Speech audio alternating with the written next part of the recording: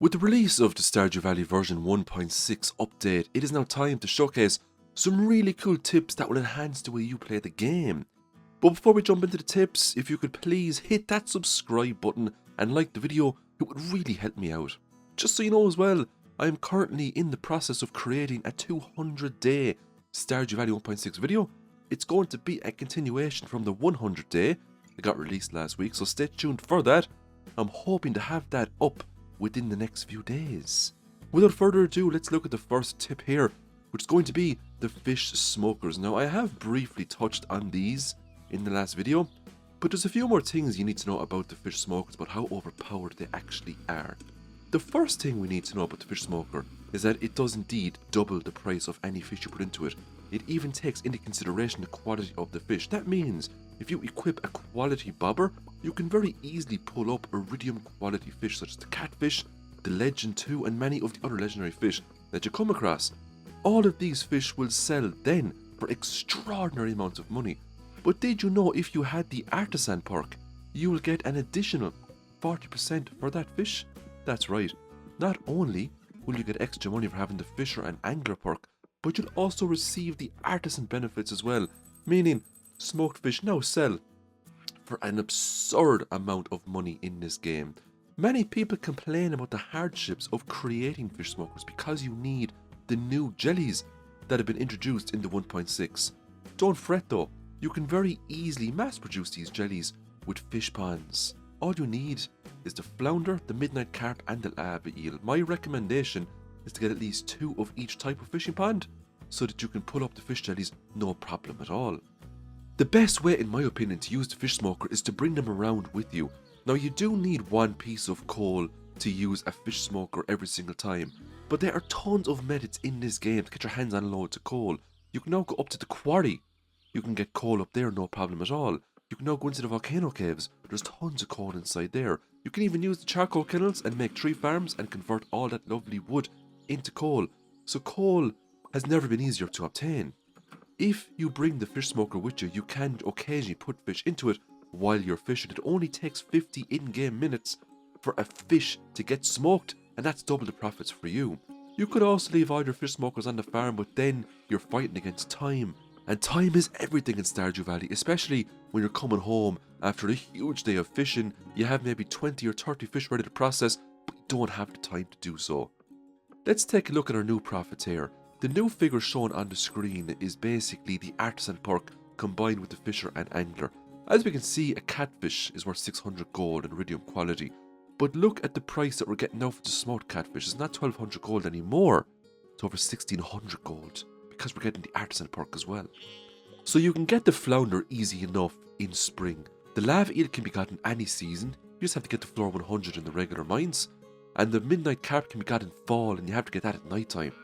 Now, it's worth noting too that the jellies become more common when your fish pond is at its maximum level, so you will have to go and complete fishing quests in order to get the best benefits from these fishing ponds. My advice is to go ahead and make the fishing ponds as early as you can. Robin can make them from day one. You just need some stone, seaweed and green algae. And the green algae and seaweed are occasionally common. If you select the beach farm, the seaweed is a bit more common as they can spawn on your actual farm. You can also get seaweed down in the tide pools area as well, and you can fish it up too from the ocean. In terms of jellies, you don't have to rely on the fish ponds to get jellies all the time. You can fish them up the same way you'd fish up trash items, but they are quite rare. The reason why Concerned Ape has made it this way is because of the overpoweredness of these fish smokers. They're totally game changing. If you started the game with 10 or 15 fish smokers, you would absolutely break spring into pieces. You would just have too much money. But stick with it, make your fishing ponds, and before you know it, you will be making millions of gold every couple of days by using the endgame fishing methods. Next up, let's talk about the snake vertebrae. In version 1.5, it was by far the hardest Professor Snail artifact to come across because you had to hoe it up out of the ground on the west part of Ginger Island. But that has now been changed. You can now very easily get your hands on snake vertebrae if you mine up the nodes all around the west side of Ginger Island. This includes the mussel nodes, all of the regular mining nodes. On your farm, you can get the snake vertebrae no problem. It's now quite common, and because it's now so common, you can very easily complete Professor Snail's archaeology quests in record time. You can now get your hands on that lovely ostrich incubator and all of the additional golden walnuts much earlier than you would anticipate because of the way the snake vertebrae has been nerfed. It was a much needed change, and I just want to say to Mr. Concerned Ape, thanks so much for nerfing those snake vertebrae, because I'm sure we can all agree that they were an absolute nightmare to get before the version 1.6 came into place. Next up, let's talk about the power of the blue grass. As we all know, if you select the new farm type, you can start off with blue grass. This is the Meadowlands farm.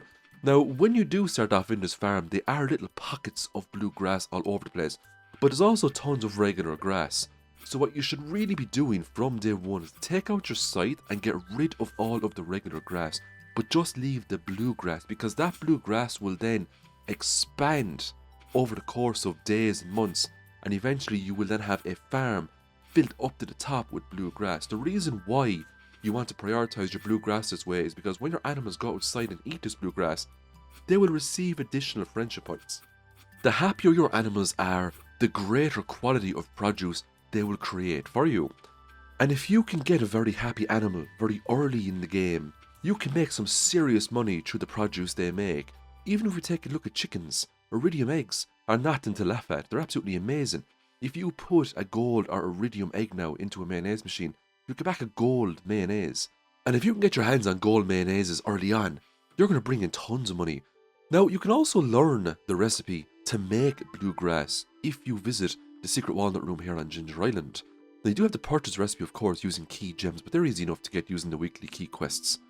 So once you've purchased the recipe, you need some unique items to make it, including mystic syrup.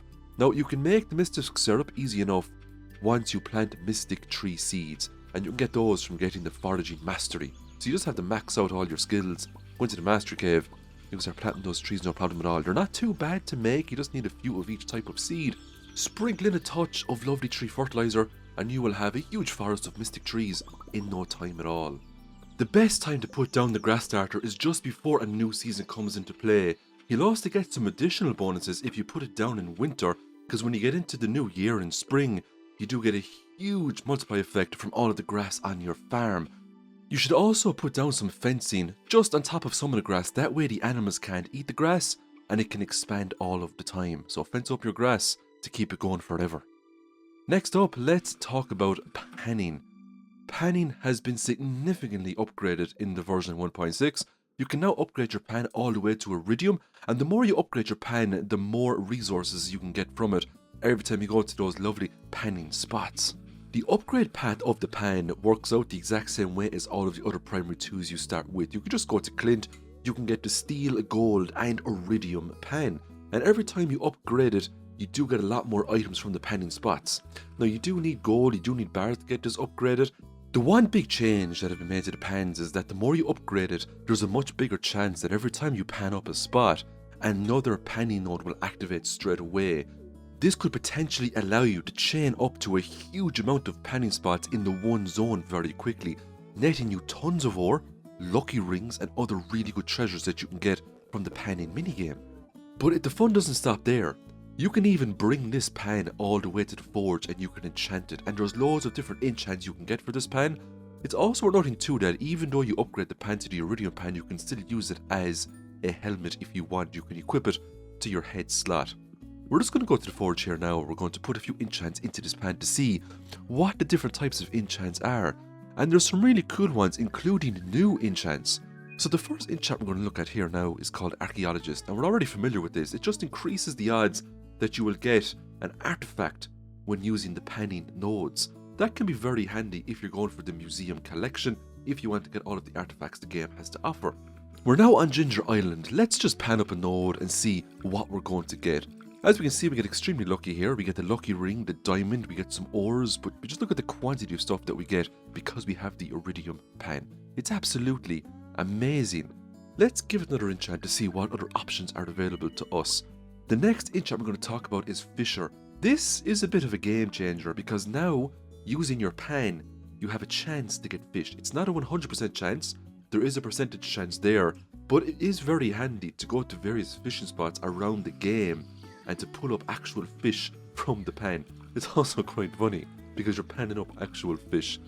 Now, I believe the fish is quite rare because I have done a good few panning spots and I didn't really get any fish, but I did read that you can get fish. So let me know in the comments if anyone knows what the actual percentage chances are of getting a fish inside that pan if you have the fisher enchant. The next enchant we're looking at is reaching, and it just extends your reach a little bit. You know, if you want to reach those far out panning spots that you couldn't reach before, it's handy enough to have that. But in my opinion, the best panning enchant you can get is the generous enchant, as this one will let you just a lot more items in general. And we're just going to pan one more time here. As we can see, we got a good few copper ores, we got some coal, we got nut crystal. I mean, the quantity of items we're getting is really good. And it does mean that panning can now be quite profitable. As we can see, we're getting more diamonds as well. Diamonds seem to be quite common now with the iridium pan. So it is a great way to make money. But the big question is it worth prioritizing the pan early in the game once you get rid of that boulder blocking the mines? Is it worth upgrading it? Is it worth doing early game panning to make huge profits? It might be worth doing a challenge on that in the future. What you see here now is the pan, and it's going to get the generous enchant, and I'm just going to use it 1 or 2 times just to show you how good generous actually is. Not only can you get diamonds and lucky rings, you can also get iridium ores with this pan as well, and I've gotten up to 22 iridium ores with this, which is absolutely amazing. That's a good few iridium bars that you can get fairly early in the game, depending on what route you take. And this is why the Joja route is still a very profitable and powerful route to take, because you can just purchase the accessibility to the pan very early in the game. You can upgrade it and then you can just reap the rewards. I mean, if you look at the amount of stuff there, that lucky ring that I just got, I wasn't even trying to get that. They've just become so common now, thanks to the iridium pan. So if you are looking for the lucky ring, if you're looking for good stuff in general, consider the pan. Let's talk about the prize tickets in this game. Now, Lewis has now a ticket machine, and it's got some really potent prizes inside. It's got Star Drop Tea, it's got mystery boxes, it's got a really handy Book of Power that gets you extra friendship points whenever you do a good deed. I just want to show you a slightly hidden free prize ticket you can get here. All you need is a copper axe. This location is just north of the Joja Mart, and there's a little box up here you can open up. You get a free prize ticket inside. That can be very helpful early on, and you just need 1 tool upgrade, and it's a starter upgrade at that to get access to that prize ticket. Next up, let's talk about double diamonds. There's a Book of Power you can get in this game. It's called the Diamond Hunter. You need 10 diamonds to purchase it from the dwarf on level 5 in the Volcano Mines. Once you activate this Book of Power, you will have a chance to get a diamond from any node you mine open. The beauty of it is that it doesn't have to be a regular node. It can be an emerald node, it can be a diamond node, an iridium node. There's a chance a diamond will just pop out of it. Combine it with the geologist perk, and you will have a chance to get 2 diamonds instead of 1 when that Book of Power activates. It is so handy to get that earlier rather than later, because when you're down in the mines and if you don't have bombs, you can just use your pickaxe. There's a chance you can come out with 5, 6, even 10 diamonds a day if you just spend the whole day hitting open nodes. And a diamond sells for 750 gold a pop. It's a nice way to make some early game cash. We're now going to talk about the Riverland Farm. There's now an extra perk to go with Riverland Farm, and that is the free addition of a fish smoker. That's right. If you select the Fisherland Farm, you will start the game with a free smoker. It's just right inside the house there waiting for you. Not only that, but you can fish on your farm and you get some really good fish. To be able to smoke fish from day 1 is a huge game changer. The amount of money you'll be able to bring in from fishing, especially in spring, will be absolutely insane. Every single fish you catch, you can just smoke it up. Now, I know there are videos out there and people are saying things like, oh, well, it might only be worth it if the fish is over a certain amount of gold. My advice is to just use the coal, smoke the fish, and just keep all the fish you have until you reach either level 5 or level 10 fishing, and then just sell everything, even the fish that aren't worth that much. And the reason why I say this is because you're going to come across coal all the time you're down in the mines. You're going to get coal from charcoal kilns, you can now get coal from the quarry. Coal is now very easy to get. You'll also fish up coal as well, if you get the odd treasure chest here and there. So you should just smoke everything that you see, stick it in the chest, and then sell everything once you have those advanced fishing perks that increase the cost of fish. If you want to go hardcore, you can wait till you get farming level 10, get artisan, then just sell it all together, and you will see just absurd amounts of gold. Now, I know we touched off the fish smoker at the start of the video, but I just wanted to show the Riverlands farm, because even though a new farm type has been added, there's still plenty of reason to go back to some of the previous farm types and experience the new 1.6 features on those farm types. The new Meadowlands farm is only really good for animals. Let's talk about the Mushroom Cave. So when you make a certain amount of money, Demetrius will pay you a visit. He will give you an option to caves, which is common knowledge now. You can choose the Bat Cave or the Mushroom Cave, but if you choose the Mushroom Cave, you will get a free Dehydrator, which is a magnificent piece of equipment. The Dehydrator will take all manner of items. It will take fruits off you, it will take forageables off you, and it will just dry out the item, giving you back an artisan good, and it normally nets you a very good profit. I've done some quick calculations with purple mushrooms. I've sold 5 purple mushrooms all at once, and I've also dried 5 purple mushrooms, iridium quality of course, and I still made a profit from the dried purple mushrooms. So the Dehydrator is really good in terms of making profits, especially early game profits. Now it does take a whole day for it to dry out the items, so it is worth your time to make maybe 5 or 10 of those and just stack them all up so you can reap the benefits. The only downside about the Dehydrator is that it will only take one specific type of item. So if you had 4 silver red mushrooms and 1 regular red mushroom, it won't take the 5 mushrooms off you. You need 5 of the exact same type. You can of course abuse mushroom logs, and we're going to be covering those in just a few minutes. We're going to show you how to set up the mushroom logs and how to make lots of money from them. But first, let's talk about this new universal loved gift, the Star Drop Tea. There's a few ways you can get this. You can pick up one occasionally by putting in prize tickets into Merluce's ticket machine. You can also get them from golden fishing treasure chests, and you unlock those when you get the fish mastery. You can also get them from the raccoon occasionally as well when he comes to Stardew Valley. The raccoon normally asks for dried goods or a smoked fish or something along the lines of that, and sometimes when he gives you rewards, then he can give you a Star Drop Tea. The Star Drop Tea is a universal loved gift, but when you gift it to an NPC, it doesn't use up a friendship slot for that week. This item is extremely potent on birthdays, as you can double gift, netting you an absolute ton of friendship points. It's a very easy way to get people's friendship up, especially if you're very low with them. You just need to boost them up to either learn a recipe or to just activate some sort of a cutscene that you need. So it's Shane's birthday today. We just gave him a beer. We all know Shane loves beer. But we can also give him Star Drop Tea, and the thing is, we can give him as many Star Drop Teas as we want. There is no limit. If we have 10, we can give him 10. If we have 100, we can give him 100. It just keeps going over and over again.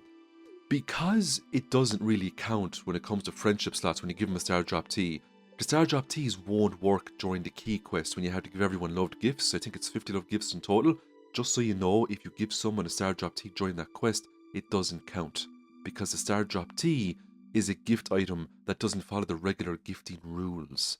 As we can see, we just got Shane straight up to 6 hearts there from giving him 2 items on his birthday. So it's a big game changer item, and it might open up the way to get into the flower dance with more people early on in the game. Finally, we're going to talk about the mushroom logs.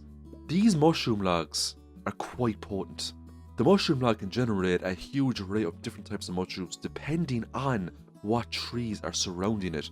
So anything within a 7x7 tile centered from the mushroom log will depend on the quality and quantity of what you're going to get from it. As we can see, each mushroom log that we have here now is surrounded by a specific tree type.